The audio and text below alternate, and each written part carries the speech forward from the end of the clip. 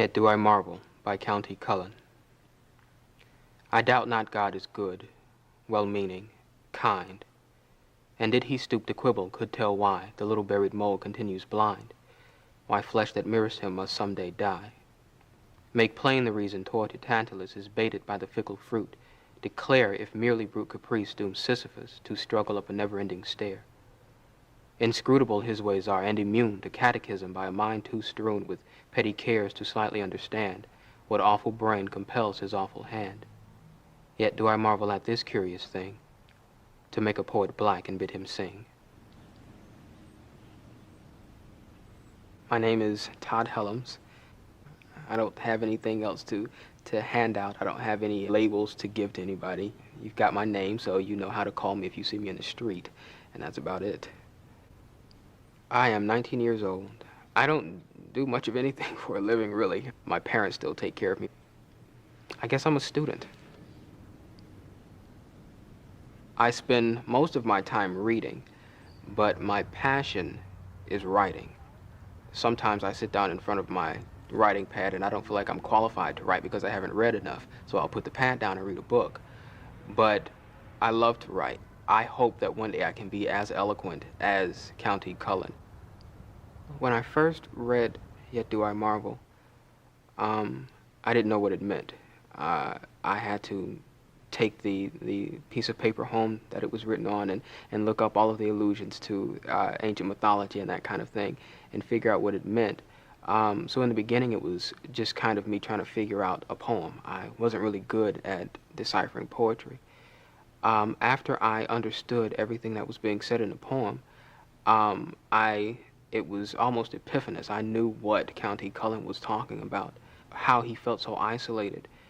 I've been called nigger, I've been called jungle bunny, I've been called coon.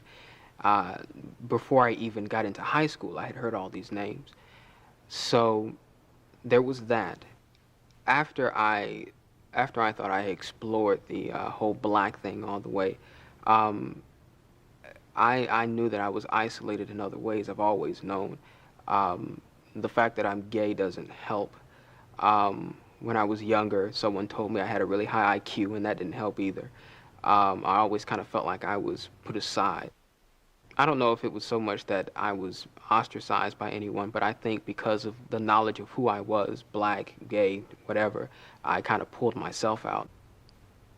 Religion has an incredible significance in my life, mostly because of my family. I believed that God was on my side, that God was inside of me and totally accessible to me. I prayed every night. I prayed at every meal. I wept in church. And that was how I felt all throughout my childhood. God was personal to me. I felt a change in my relationship with God, probably, I'd say when I was going into the 8th grade. I had a lot of time to think about God and think about, was he really with me during those times when I was being teased and called names? And God didn't seem quite so personal anymore. There were discussions between me, my mother, and my grandmother about my religion, about my sexuality. They very firmly believed that being gay is an unhealthy thing and that I shouldn't be gay. I felt like Cullen had touched on all the things that I wanted to say, all the things that I was feeling and couldn't express as eloquently as he. I realized that he was saying everything that I wanted to say, that I wanted to say to my mother, that I wanted to say to the people in all of my classes in high school, about how hard it was to be a certain way and not be able to talk with people about it. I doubt not God is good, well-meaning, kind, and did he stoop to quibble, could tell why the little buried mole continues blind, why flesh that mirrors him must someday die. Make plain the reason toward to Tantalus is baited by the fickle fruit.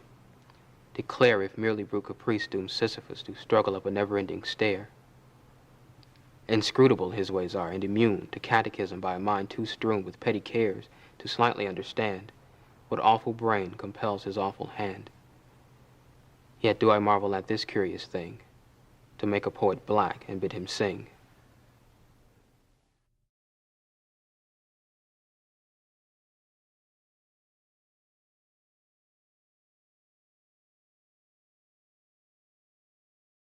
The Favorite Poem Project is made possible by the National Endowment for the Arts, fostering America's creativity and investing in our living cultural heritage.